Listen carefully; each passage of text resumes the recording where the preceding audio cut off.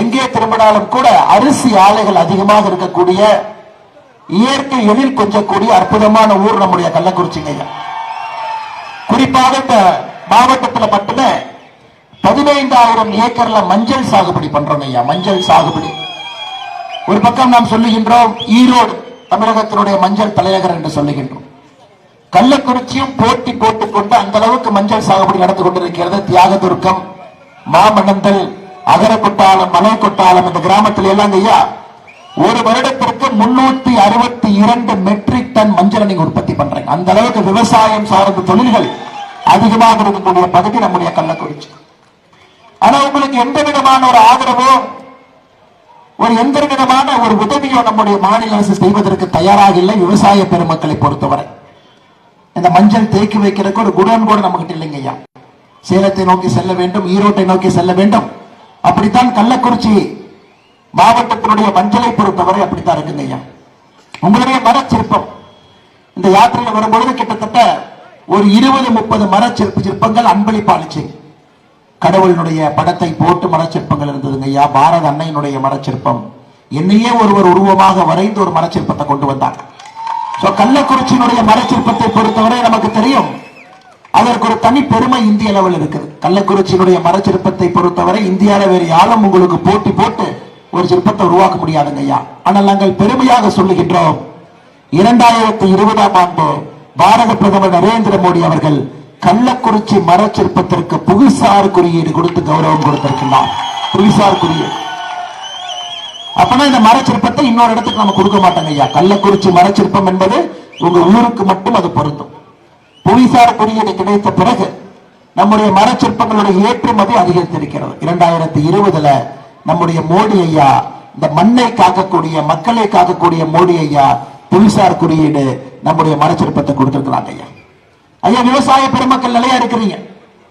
உங்களுக்கு தெரியும், இன்னைக்கு விவசாயிகளுக்காக ஒரு அரசு இருக்குதுன்னா நம்முடைய பாரத பிரதமர் நரேந்திர மோடி அவருடைய அரசுங்க ஐயா.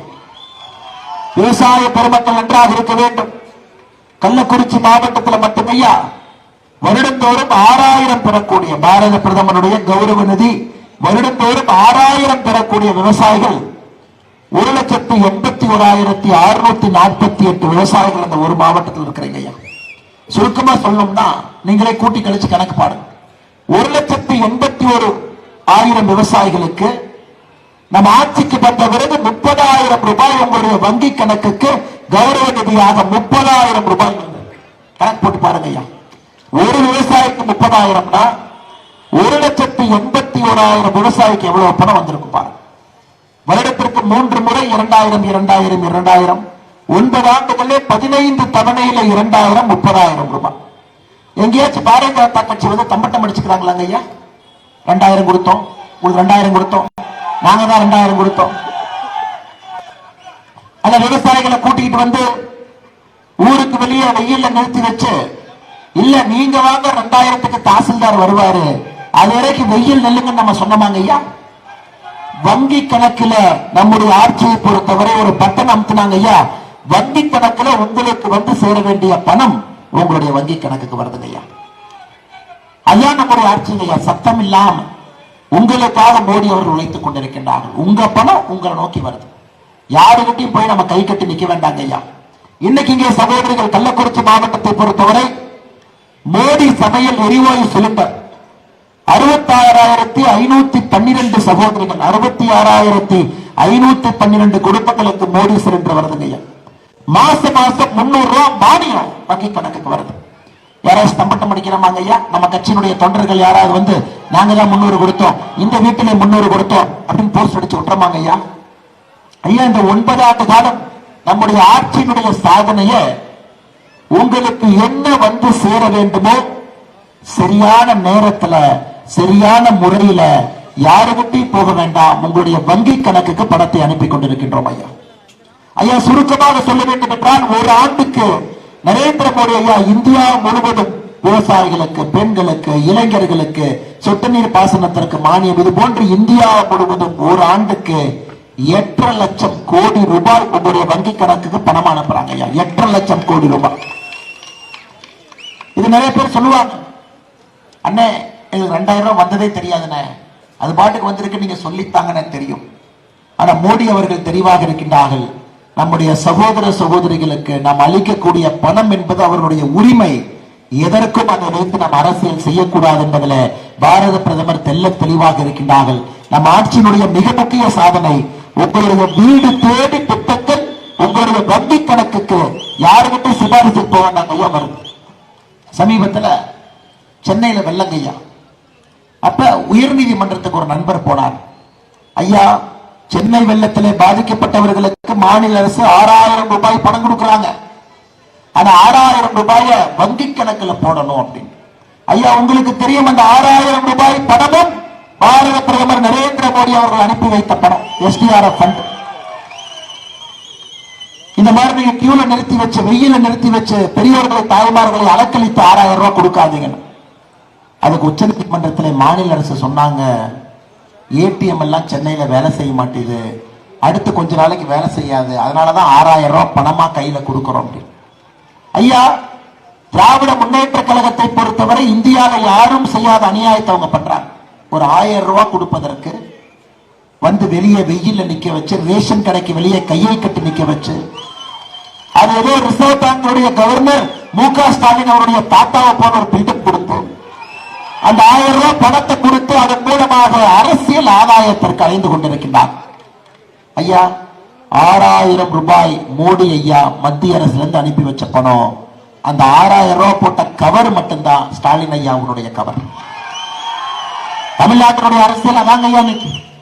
கவர் அவங்களது.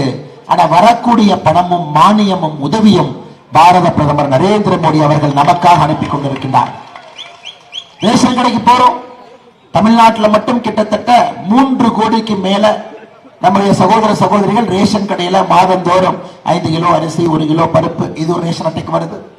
ஏழைகளும் ஏழையவர்களுக்கு 20 கிலோக்கு மேல அரிசி வருது. நாம எந்த அரிசியை வாங்கினாலும் கூட ஐயா உங்களுக்கு தெரியும், 1 கிலோ அரிசியினுடைய விலை 34 ரூபாய். அதுல 32 ரூபாய் பாரத பிரதமர் நரேந்திர மோடி அவர்கள் 32 ரூபாய் மத்திய அரசு போட்டு மாநில அரசுக்கு 2 ரூபாய்க்கு அனுப்பி வைக்கிறார். மாநில அரசுடைய முழு நேர வேலையை திமுக காரங்க அந்தந்த பகுதியில் இருக்கக்கூடிய அரிசியை கேரளாவுக்கு கடத்துவதே முழு நேர வேலையா பாதி இடத்துல வச்சிருக்கிறாங்க. பேப்பர் எடுத்து வார வாரம் பார்த்தீங்கன்னா ரேஷன் அரிசி பிடிபட்டது, ரேஷன் அரிசி கடத்தப்பட்டது, 100 டன் கிடைச்சது, 5 டன் கிடைச்சது. அதிலும் கூட அரசியல் ஐயா. பாத்தீங்கன்னா தமிழ்நாட்டில் எல்லா இடத்துலையும் 2 படத்தை பார்ப்பேன், 2 இடத்துல மட்டும் பார்க்க மாட்டீங்க ஐயா. எங்க போனாலும் அரசை பொறுத்தவரை ஒரு பக்கம் கலைஞர் ஐயா புகைப்படம் இருக்கும், ஒரு பக்கம் ஸ்டாலின் ஐயா புகைப்படம் இருக்கும். எங்க பார்த்தாலும் ரேஷன் கடை எங்க பார்த்தாலும் இருக்குங்க ஐயா. பஞ்சாயத்து அலுவலகம் 100% மோடி ஐயா பணம் கொடுத்தாலும் ஸ்டிக்கர் அவங்களதான் இருக்கும். 2 இடத்துல மட்டும் பணத்தை போட மாட்டாங்க. அரசு கழிப்பறையில பணத்தை போட மாட்டாங்க, அரசு டாஸ்மார்க்ல பணத்தை போட மாட்டாங்க. பாருங்க, எல்லா இடத்திலும் முதலாளாக சென்று 2 படங்கள் அடிச்சு ஒட்டி வச்சிருவாங்க. அவங்களே பணத்தை கண்டுபிடித்து உங்களுக்கு கொண்டு வந்தது போல.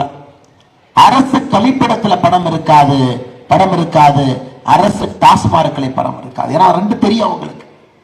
இங்க போய் படத்தை போட்டோம்னா மக்கள் நம்மை வேறு மாதிரி பார்ப்பார்கள்.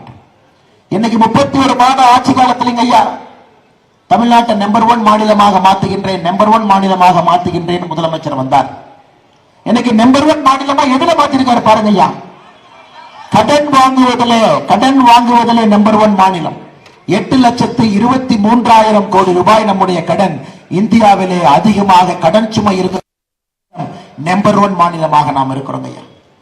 ஆனா இந்த கடனுக்கும் உங்களுக்கும் சம்பந்தம் இல்லை, உங்க பெயரை வைத்து வாங்கிய கடன். ஏன்னா இவன் 40% கமிஷன் அடிக்கிறதுக்கு பாதாள சாக்கடை போடணும்னா உலக வங்கியிலிருந்து கடன், 40% கமிஷன் அடிக்கிறதுக்கு ஏதாச்சும் ஒரு இடத்துல ரோடு போடணும்னா IMF இருந்து கடன்.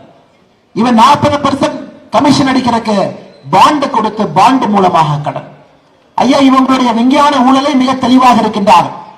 கடனை அதிகமாக வாங்கிய கடன்ல ஏதாச்சும் ஒண்ணு கட்டுவோம், அதுல 40% கொள்ளடிக்கலாம்.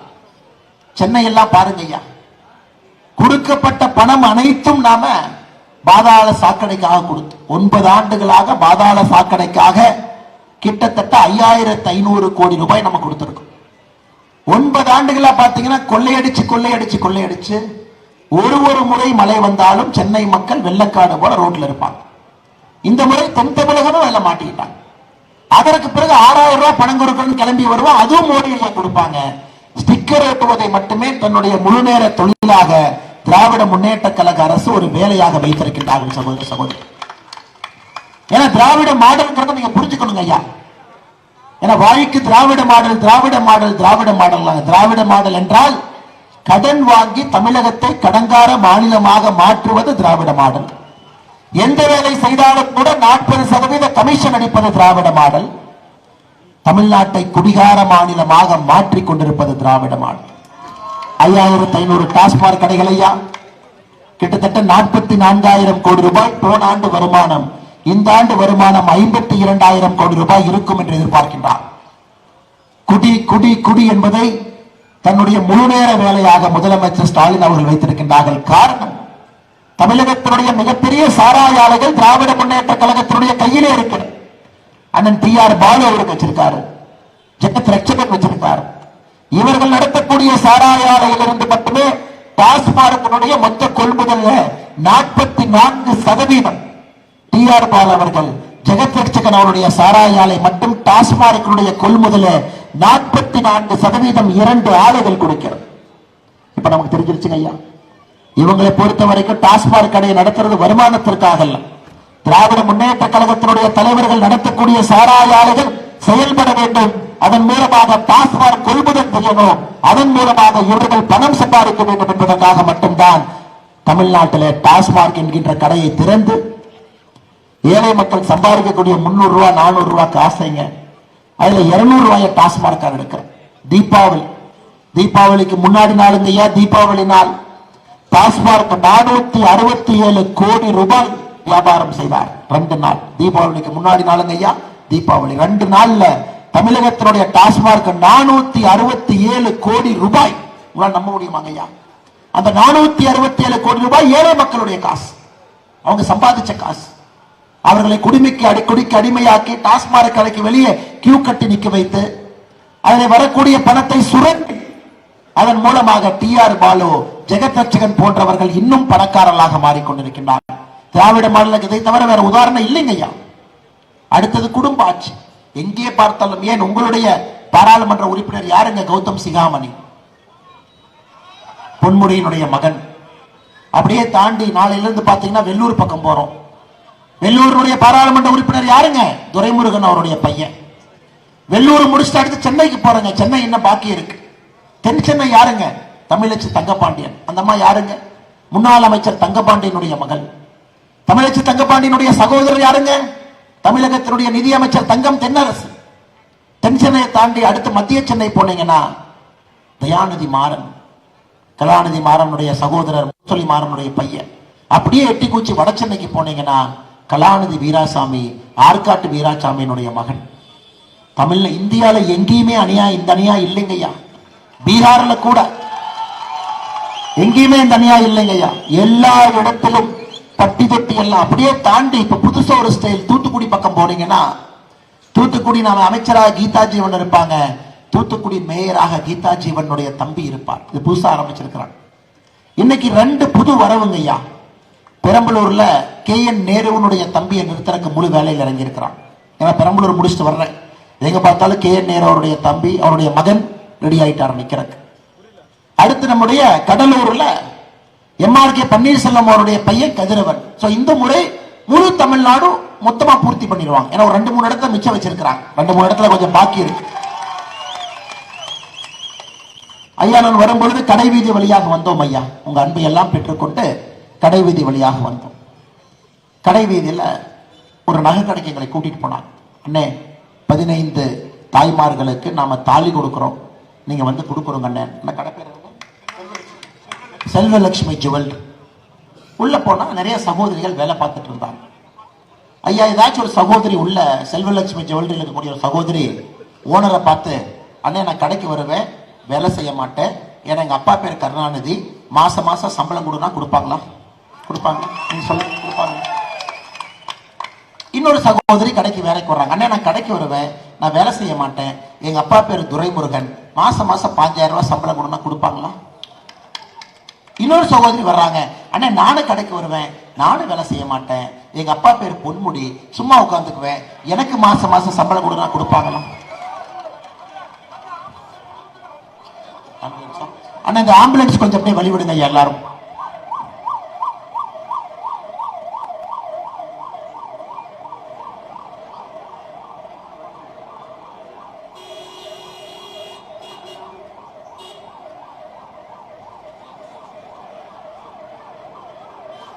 அண்ணா எல்லாரும் கொஞ்சம் வழி விடுங்க ஆம்புலன்ஸ்க்கு. அந்த ரூட்ல போக முடியல தலைவர், இந்த பக்கம் அப்படியே கொஞ்சம் வழி விடுங்க எல்லாரும். அண்ணா இந்த வண்டி கொஞ்சம் நவுத்துங்க.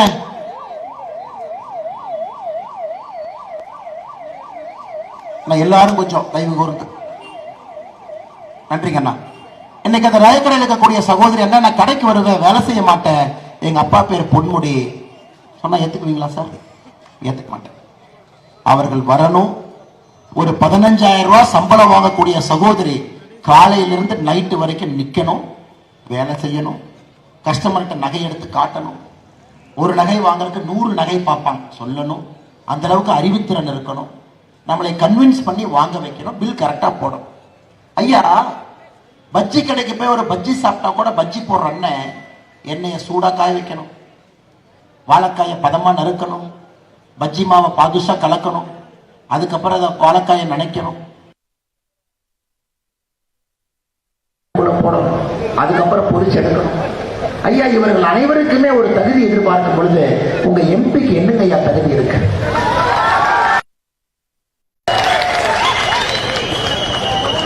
பொன்முடி, சன் ஆஃப் பொன்முடி, அதை தவிர என்ன தகுதி இருக்குன்னு சொல்லுங்க. அதை தவிர என்ன தகுதி? அது ஐயா 2024 நாம் இதை உடைக்க வேண்டும். இது நம்முடைய கடமை, இது நம்முடைய கடமை, நம்முடைய கடமை இல்லையா? ஒரு தேர்தலில் ஒன்னொன்னு உடைச்சிட்டு வரோம் ஐயா. குறிப்பாக மோடி ஐயா வந்த பிறகு லஞ்சம் என்பதை உடைச்சாச்சு. இந்தியாவில் ஆட்சியில் ஒரு கட்சி இருந்தா லஞ்சம் இல்லாம ஒரு கட்சி ஆட்சி நடத்த முடியும் என்பதை 10 ஆண்டுகளாக மோடி காட்டுகிறார்.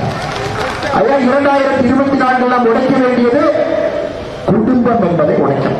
நீ ஒரு குடும்பத்தில் பிறந்துட்ட, அந்த குடும்பத்தில் நீ வந்து நிற்ப, உங்க குடும்பத்துல பாரம்பரியமா நீயே நின்றுட்டு இருப்ப, மக்களுக்கு வேற வாய்ப்பு இல்ல. இந்த கட்சி இவன் நிறுத்துற, அந்த கட்சி அவன் நிறுத்துற, இவனை பார்த்து பாவப்பட்டு அவனு போட்டு போட்டா குடும்ப உறுப்பினராக இருக்கும். ஐயா, 2024 கள்ளக்குறிச்சியினுடைய நம்முடைய சகோதர சகோதரிகள் செய்ய வேண்டிய மிக முக்கியமான பணி, குடும்ப ஆட்சியில் இருக்கக்கூடியவர்களை அகற்ற வேண்டும். ஏன் கேட்கறீங்க? ஏன் அப்படி சொல்றீங்க? நீங்க ஏன் குடும்ப ஆட்சி வேண்டாம்? ஆனா எதற்காக குடும்பாட்சி வேண்டாம் என்றால், அரசியல் உதாரணம் எடுத்துக்கலாங்க. ஒண்ணுமே தெரியாது மோடி ஐயா உதாரணமா எடுத்துக்கலாம். 1950 பிறந்தார், 17 போனார், இந்தியா ஃபுல்லா சுத்தினார். 35 வயசுல பாரதிய ஜனதா கட்சிக்கு வந்தார். பாரதிய ஜனதா கட்சியில படிப்படியா ஒரு பொறுப்பா பண்ணார்.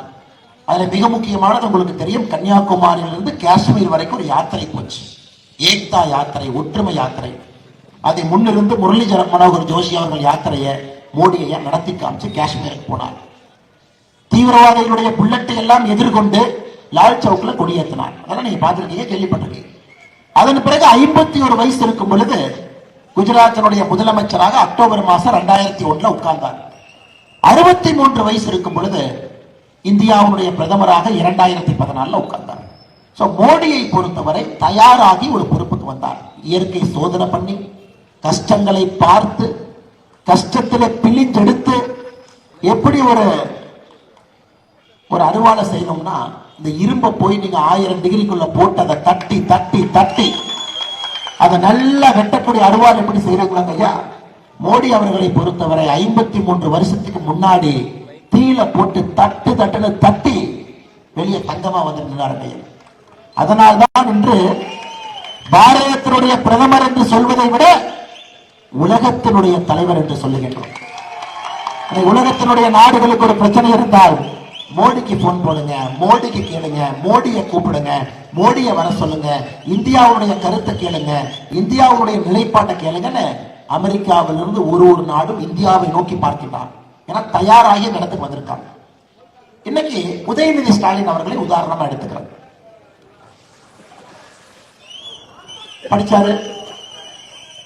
படிச்சாரு, அவங்க வீட்டுல சொன்னாங்க, இல்ல சினிமாக்கு போனா சூப்பரா இருக்கும். சினிமாக்கு போனாரு, யாருமே அவரை வந்து பார்க்கல சினிமால. உடனே இன்னொரு நபர் ஐடியா கொடுத்தாரு, சந்தானத்தோட நடிச்சீங்கன்னா சந்தானத்தை பார்க்க வருவாங்க, அப்படியே உங்களையும் பார்ப்பாங்க அப்படின்னாரு. உடனே சந்தானத்தை பிடிச்ச ஒரு 6 படம் நடிச்சாரு. சந்தானம் நடிக்கிற ஜோக்க மக்கள் பார்க்க வந்தாங்கன்னா நம்மளையும் பார்ப்பாங்கன்னு அப்பவும் டேக் அப் ஆகும். அதன் பிறகு கதாநாயகலா வேண்டாம், ஒரு பட கம்பெனி ஆரம்பினாரு. ரெட் ஜெயின் மூவி ஆரம்பிச்சாரு. ஹிந்தி தெரியாது போடான் டிஷர்ட் போடுவாரு, ஆனா ஹிந்தி படத்துடைய தமிழ்நாடு ரைட்ஸ் எல்லாம் அவருதான் எடுப்பார். உதாரணத்துக்கு சொல்றது. அதன் பிறகு 20 ஆண்டுகளாக திராவிட முன்னேற்ற கழகம் தோற்காத ஒரு சீட், அது திமுக யாரும் தோற்றதே கிடையாது 20 ஆண்டுகளாக. அந்த சீட்ல போய் நிக்க வச்சு ஜெயிக்க வச்சு கூட்டிட்டு வந்தாங்க. அதன் பிறகு ஒரு வருஷத்துல இவங்களே சொன்னாங்க, உதயநிதி ஸ்டாலினுக்கு ஆளுமை வந்துருச்சு, ஆளுமை வந்துருச்சு, அமைச்சர் கொடுக்கணும், அமைச்சர் கொடுக்கணும். இவர்களே சம்பந்தமே இல்லாம ராஜ்பவன்ல தனி நிகழ்ச்சி நடத்தி அமைச்சரானாங்க. அப்புறம் சொன்னாங்க, உதயநிதி ஸ்டாலினுக்கு ஆளுமை வந்துருச்சு, ஆளுமை வந்துருச்சு, துணை முதல்வர் கொடுக்கணும். இதுவரை தமிழ்நாட்டு மக்கள் பொறுமையா இருந்து துணை முதல்வர் சொன்னே காரித்து போனாங்க. அது வரைக்கும் அமைதியா இருந்தாங்க. அதன் பிறகு திமுக பேட்டி எடுத்து, ஐயோ துணை முதல்வர் நாங்க சொல்ல, பிஜேபி காரங்க பொருளை கிளப்பி விட்டாங்க. திமுகவுடைய ஒரு அமைச்சரும் ஒரு எம்எல்ஏவும் துணை முதல்வர் சுத்திட்டு இருந்தான். இத பல பேர் சொன்னாங்க. என்னுடைய காலத்துல இன்பநிதி ஸ்டாலினையும் பார்க்க வேண்டும் ஒரு அமைச்சர் சொன்னார். இந்த மாதிரி கொடூரத்தை எல்லாம் நம்ம கேட்டோம். இன்னைக்கு உதயநிதி ஸ்டாலினை அறிவாளியாக காட்டணும்னா உதயநிதி ஸ்டாலின் பக்கத்துல யாரையும் உட்கார வைக்கணும்? ஐயா உங்களுக்கு தெரியும், ஒரு முட்டாளை அறிவாளியாக காட்ட வேண்டும் என்றால் என்ன செய்ய வேண்டும் உங்களுக்கு தெரியும். அந்த முட்டாளை விட மோசமான முட்டாளை பக்கத்துல உட்கார வைத்தால் அந்த முட்டாள் அறிவாளியாக தெரிவார். இயற்கை வழியில். அப்ப உதயநிதி ஸ்டாலின் பக்கத்துல 2 முட்டாள் உட்காரவை, உதயநிதி ஸ்டாலின் அறிவாளியா தெரியும். இப்ப இவங்க என்ன பண்ணுவாங்க, ஐயோ நாம நம்ம ஊருக்கு போறோம், மேயர் இருப்பாங்க, அப்ப மேயர் நம்மளையோட அறிவாளியா இருப்பாங்க, அப்ப மேயரை ஒப்புக்கு சப்பானி அதை தூக்கி ஒரு மேயரா போட்டா அந்த முட்டாளோட நாம் அறிவாளியா தெரியும், மேயரை தூக்கி போடுவாங்க. ஐயா குடும்ப ஆட்சியினுடைய பிரச்சனை என்னன்னா, கரையான் அரிப்பதை போல தகுதி இல்லாத ஒரு நபர் ஒரு இடத்திலே வந்து அமர்ந்தால் அந்த நபர் அவரை பார்த்து பயப்பட்டு அவரை விட தகுதி இல்லாத நபரை பக்கத்துல வச்சுக்குவார். அந்த 2வது தகுதி இல்லாத நபர் 3வது அவரை விட மோசமான தகுதி இல்லாத நபரை வச்சுக்குவார். இன்றைக்கு மோடி ஐயா எடுத்துக்க, மோடி ஐயா எடுத்துக்க, மோடி அமர்ந்திருக்கின்றார். பக்கத்துல யாருங்க ஐயா? அமித்ஷா. இரும்பு மனிதன், முடியாதுன்னா செய்வார். இந்த பக்கம் யாருங்க ஐயா? ஜெய்சங்கர். உலகத்தையே இன்னைக்கு தன்னுடைய ராஜதந்திரத்திலே கட்டி போட்டிருக்கார். ராஜ்நாத் சிங், பாரதிய ஜனதா கட்சியினுடைய அகில இந்திய தலைவர், உத்தரப்பிரதேசனுடைய முதலமைச்சர், அரசியல் அனுபவம் இருக்கக்கூடிய ராஜ்நாத் சிங். அப்படியே இந்த பக்கம் திரும்பி பாருங்க ஐயா, நிர்மலா சீதாராமன் அவர்கள் நம்முடைய நிதி அமைச்சர். அப்படியே இந்த பக்கம் திரும்பி பாருங்க ஐயா, அஸ்வினி வைஷ்ணவ் அவர்கள், railway, information technology, postal Ashwini Vaishnaw. அப்படியே இந்த பக்கம் திரும்பி பாருங்க ஐயா, தொழில்துறை பியூஷ் கோயல். அப்படியே இந்த பக்கம் திரும்பி பாருங்க, கல்வித்துறை தர்மேந்திர பிரதான். ஒன்றொன்றும் முத்துக்களை போல ஒரு முத்து மாலையை கோர்த்திருக்கு. இதுல யாராச்சும் ஒருத்தர் நீங்க மோசம் சொல்லுவீங்களாங்க ஐயா? சொல்ல முடியுமா? இப்ப நம்முடைய கேபினெட்டை பார்ப்போம். மு.க. ஸ்டாலின் அவர்கள் இப்படியே உட்கார்ந்திருப்பார், இப்படி திரும்புவார். யாரு என்ன பேசுறாங்கன்னு அவருக்கே தெரியாது, கேபினெட் மீட்டிங்ல உட்கார்ந்துகிட்டே இருப்பார். அப்புறம் மேடைக்கு வரும் பொழுது அந்த துண்டு சீட்டை கொடுத்துருவாங்க, அதை பார்த்து கரெக்டா படிப்பார். உதாரணம் உண்மைதான் சொல்றேங்க. அதையும் அண்ணன் அஸ்வத்தாமன் சொல்றாரு, அதையும் தப்பா படிக்கிறார் வர வர. அவருக்கு பக்கத்துல அண்ணன் கே.என். நேரு, அவர்கிட்ட போய் ஏதாச்சும் கேள்வி கேட்டா, தம்பி இந்த கக்கூஸ் கட்டுறது மட்டும் எனக்கு கேள்வி, நான் பதில் சொல்றேன், மிச்சதெல்லாம் எனக்கு தெரியாது. அமைச்சர்கள் பாரு, காமராஜர் ஐயா இருந்த இருக்கையில, கக்கன் ஐயா இருந்த இருக்கையில, சுப்பிரமணிய ஐயா இருந்த இருக்கையில, புரட்சி தலைவர் டாக்டர் எம்ஜிஆர் ஐயா இருந்த இருக்கையில, மிகப்பெரிய ஆளுமைகள் இருந்த இருக்கையில யாரெல்லாம் உட்கார்ந்து இருக்காங்க பாரு. தப்பி தவிர இந்த பக்கம் எட்டி பார்த்தா இந்த இளம் படையினர் குரூப் சுத்திட்டு இருக்குது. நாங்கெல்லாம் youngsters, young brigade. Young brigade யாருங்க? அன்பில் மகேஷ் பொய்யாமொழி, 3வது தலைமுறை அரசியல்வாதி. தாத்தா அமைச்சர், அப்பா அமைச்சர், இப்ப இவர். அன்பில் மகேஷ் பொய்யாமொழி கல்வித்துறைக்கு கொடுக்கக்கூடிய நேரத்தை விட சினிமா ஷூட்டிங்க்கும் ட்ரெய்லர் ரிலீஸுக்கு தான் அதிகமா போவார். உண்மை சொல்றது. அதனால்தான் தமிழகத்தில் இன்னைக்கு கல்வித்துறையை பாருங்க, 2022 சிஏஜி அறிக்கையில சொல்லியிருக்காங்க 11,711 வகுப்பறைகள் தமிழகத்திலே குறைவாக இருக்கிறது. அதாவது நம்ம குழந்தைங்க அரசு பள்ளியில படிக்கிறாங்க. நம்ம குழந்தைகளுக்கு 11,711 வகுப்பறைகள் குறைவா இருக்கு. 2ஆம் கிளாஸ் 3ஆம் கிளாஸ் ஒன்னா, 3ஆம் கிளாஸ் 4ஆம் கிளாஸ் 5ஆம் கிளாஸ் ஒன்னா, 6ஆம் கிளாஸ் 7ஆம் கிளாஸ் ஒன்னா தான் அரசு பள்ளியில பாடம் நடக்குது. சும்மா அன்பில் மகேஷ் பொய்யா. அடுத்து டிஆர்பி ராஜா, டிஆர் பால் அவருடைய பையன் எங்களுடைய டிஎம்கே பார்ட் 1 ஃபைல்ஸ்ல என்னென்ன பினாமி நிறுவனங்கள் வைத்திருக்கிறார்கள் என்று 38 நிறுவனங்களை பட்டியலிட்டோம். அந்த குடும்பத்திலிருந்து டிஆர்பி ராஜா அன்னைக்கு தொழில்துறை அமைச்சர், கீதா ஜீவன் அவர்கள் அமைச்சர், சத்துணவு வாரத்துக்கு எந்த பள்ளிக்கூடத்துல எந்த அழுகிய முட்டையை போடுறாங்கன்னு பேப்பரை திறந்து பார்த்தா அதுல நியூஸ் வரும். பாருங்க, பொன்முடி அமைச்சர் பதவி இழந்து விட்டு வீட்டில் உட்கார்ந்து இருக்கார்.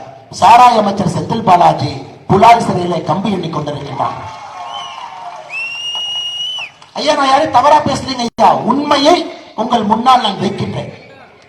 ஒரு நல்ல ஆட்சி எப்படி இருக்க வேண்டும், ஒரு நல்ல ஆட்சி எவ்வளவு கம்பீரமாக சேவை செய்ய வேண்டும், எப்படிப்பட்ட பொறுப்பாளர்கள் நல்ல ஆட்சி இருப்பாங்க என்பதற்கு மோடி ஐயாவுடைய ஆட்சி ஒரு சாட்சி. குடும்ப ஆட்சி வந்தால் ஒரு முட்டாளும் தன்னை விட அடிமுட்டாளை பக்கத்தில் அமர்த்தி வைத்துக் கொண்டு தான் அறிவாளியாக இருப்பான் என்பதற்கு திராவிட முன்னேற்ற கழகத்தினுடைய ஆட்சியை உங்கள் முன்னால் வைத்துக் கொண்டிருக்கிறது. அதனாலதான் ஐயா அண்ணா அங்க கேட்டாங்க, அதனாலதான் ஐயா குடும்ப ஆட்சி வேண்டாம் என்று சொல்லுகின்றோம். ஏதோ ஒருத்த வந்து உட்கார மாட்டாங்க ஐயா, அவன் கூட காலேஜ் சொன்ன கூட்டிட்டு வருவான், ஸ்கூல் சொன்ன கூட்டிட்டு வருவான், எல்லாத்தையும் கூட்டு வந்து அமைச்சர் பதவி கொடுப்பான், மொத்தமாக தமிழ்நாட்டை காலி செய்து விடுவார். அதனாலதான் 8,23,000 கோடி, அதனாலதான் டாஸ்மாக் வருமானம் 44,000 கோடி, அதனாலதான் தென் தமிழகத்தில் மழை பெய்தால் முதலமைச்சர் டெல்லியில் இருக்காரு. அந்த அளவுக்கு அடிப்படை அறிவு கூட அவருக்கு, அடிப்படை அறிவு.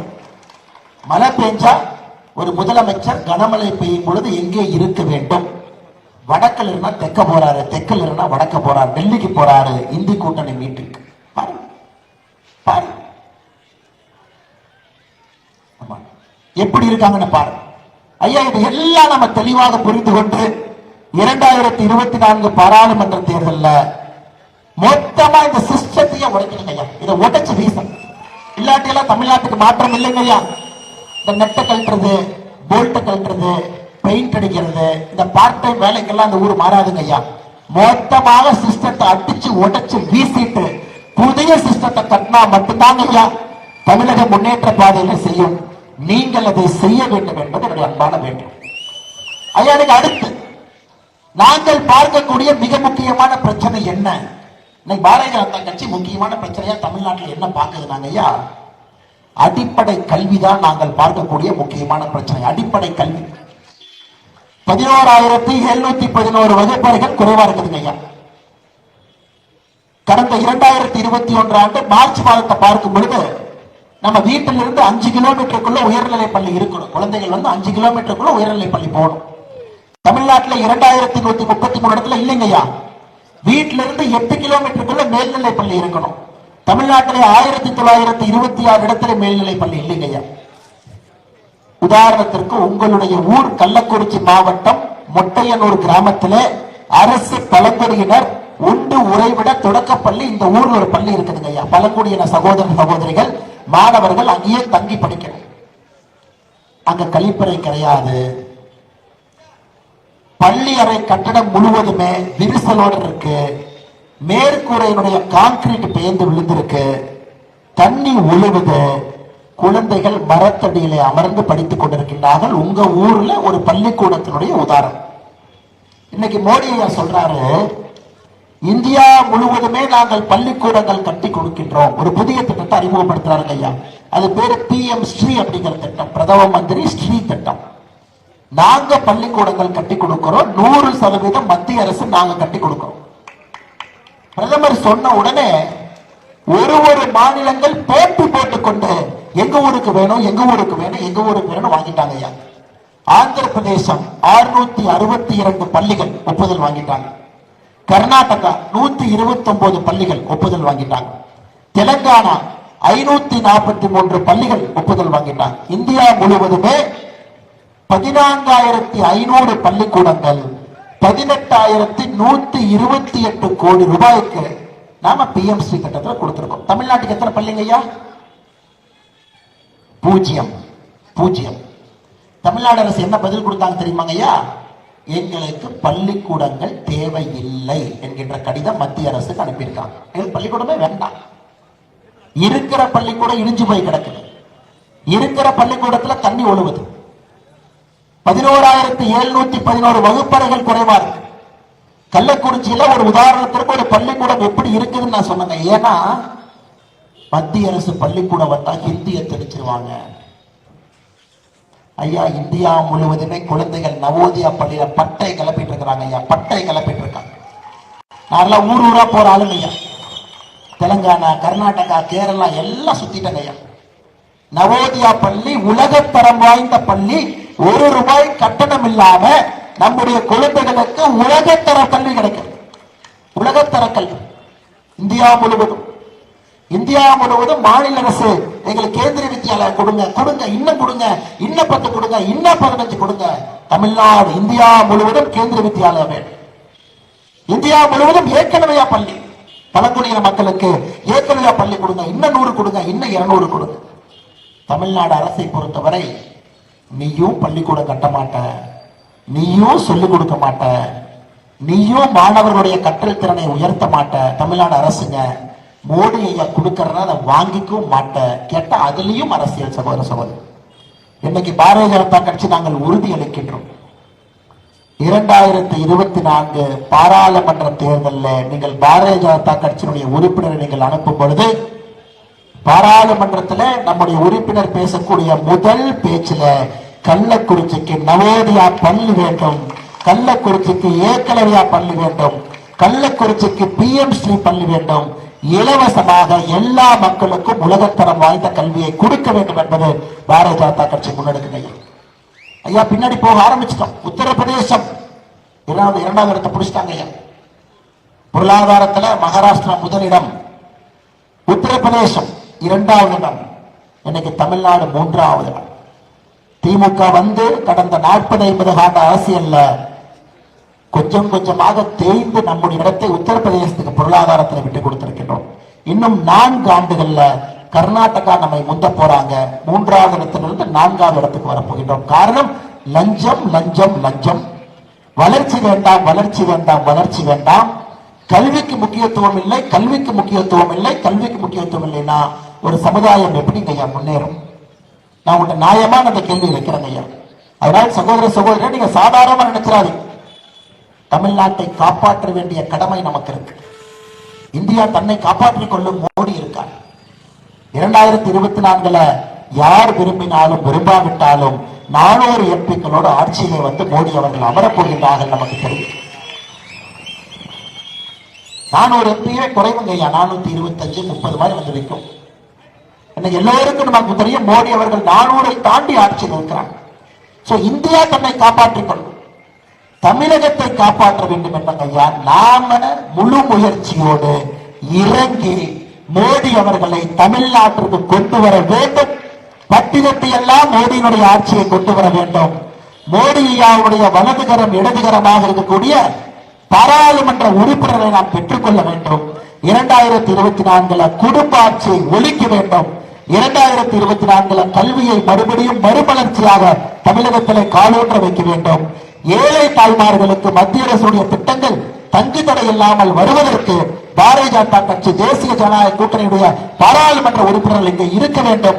லஞ்ச லாவண்யம் இல்லாமல் ஒரு அரசு தமிழகத்தில் வேண்டும் என்றால் முதல் படிக்கட்டாக 2024 பாராளுமன்ற உறுப்பினர் வேண்டும்.